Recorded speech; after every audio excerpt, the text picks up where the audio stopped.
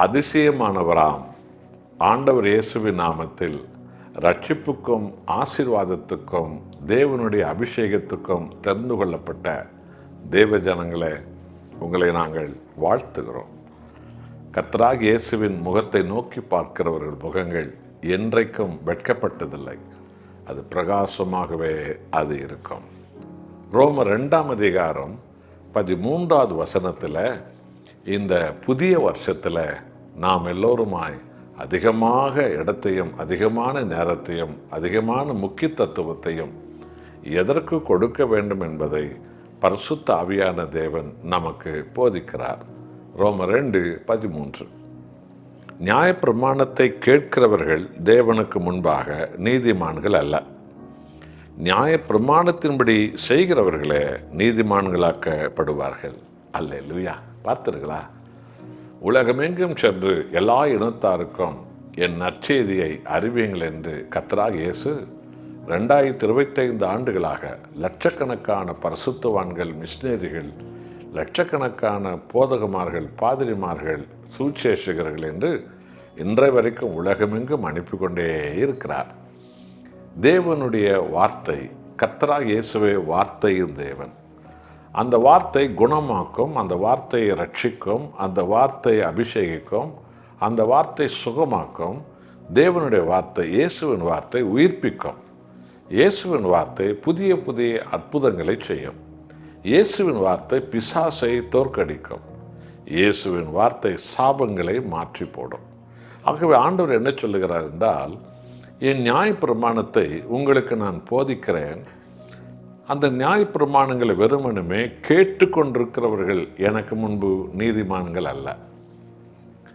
அந்த நியாயப்பிரமாணத்தின்படி தன் வாழ்க்கையை மாற்றிக்கொள்கிறவர்களும் அந்த நியாயப்பிரமாண சத்தியங்கள்படி நடக்கிறவர்கள் தான் எனக்கு முன்பு நீதிமான்களாக்கப்படுவார்கள் என்று பரிசுத்த ஆவியான தேவன் உங்களுக்கு நமக்கு எச்சரிக்கையாக இந்த சத்தியத்தை போதிக்கிறார்.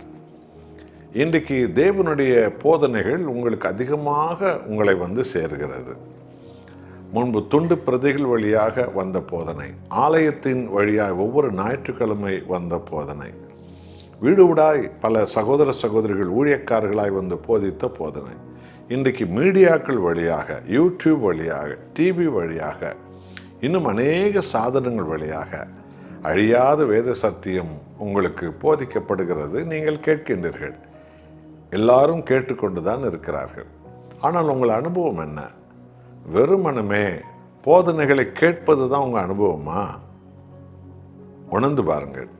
வேதம் போதிக்கிறது, நியாயப்பிரமாணத்தை கேட்கிறவர்கள் தேவனுக்கு முன்பு நீதிமான்கள் அல்ல. நீங்கள் வெறுமனமே கேட்பதற்காக தேவ சத்தியம் போதிக்கப்படவில்லை. அந்த சத்தியம் உங்கள் வாழ்க்கையில கிரியை செய்ய வேண்டும்.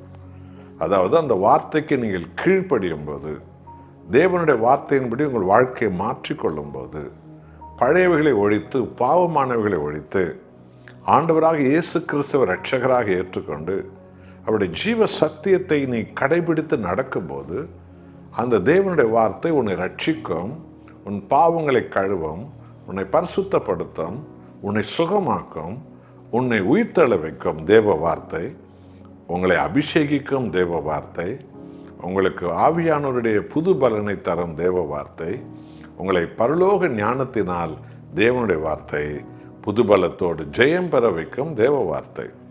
அந்த தேவ வார்த்தையின்படி நடக்கும்போது தான் நீங்கள் தேடிய சகல ஆசீர்வாதம் உங்கள் வாழ்க்கையில் வரும். நீங்கள் தேவ வார்த்தையின்படி நடந்து நீங்கள் வாழும்போது தான் கர்த்தருடைய பிரசன்னம் உங்களை சூழ்ந்திருக்கும். தேவனுடைய அநேக அற்புதமான எதிர்கால தரிசனங்களையும் திட்டங்களையும் கர்த்தர் உங்கள் வாழ்வில் நிறைவேற்றி முடிப்பார்.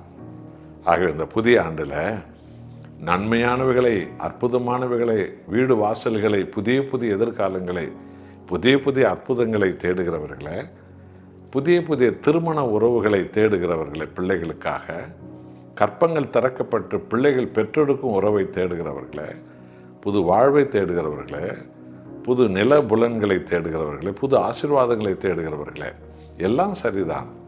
ஆனால் நீங்கள் பழையவைகளில் உட்கார்ந்து கொண்டு அதை விட்டு வெளியே வராமல் எப்படி நீங்கள் புதியவைகளை பெற்றுக்கொள்ள முடியும்? ஆகவே கர்த்தராகிய இயேசுவின் வார்த்தையை கேட்டு கீழ்ப்படிந்து பழையவைகளை விட்டு வெளியே வாருங்கள்.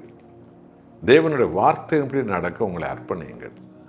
உங்கள் சாபங்களை மாற்றுங்கள், வழிகளை மாற்றுங்கள், எண்ணங்களை மாற்றுங்கள், உங்களுடைய செயல்களை மாற்றுங்கள்.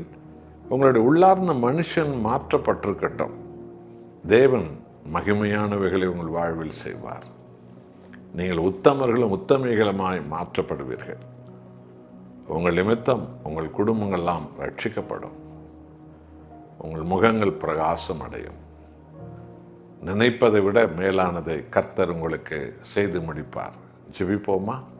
நல்ல பிதாவே, எங்கள் ஆண்டவராக இயேசு கிறிஸ்து எனும் அழியாத வார்த்தையை இன்றைக்கும் நீர் ஒவ்வொருவருக்கும் நீர் கொடுத்து கொண்டே இருக்கிறீர். ஆவியின் ஏவுதலால் உம்முடைய நியாயப்பிரமாணங்களை கேட்பது மாத்திரம் எங்களை நீதிமானாய் மாற்றிவிடாது. அற்புதங்களை காண வைக்காது, அதிசயங்களை காண வைக்காது, சுகத்தை கொடுக்காது, பலத்தை கொடுக்காது. மாறாக உம்முடைய அழியாத சத்தியத்தை கேட்டு அதன்படி நடப்பேன் என்று தன்னை அர்ப்பணிக்கிறவர்கள் வாழ்க்கையில தான் கர்த்தாவே நீர் மகிமையானவைகளை செய்கிறீர். என்னோடு ஜெபிக்கிற உமது பிள்ளைகளை அப்படியாக நீர் முத்திரை போட்டு மகிமை அடைவீராக. இயேசு நாமத்தில் பிதாவே, ஆமென்.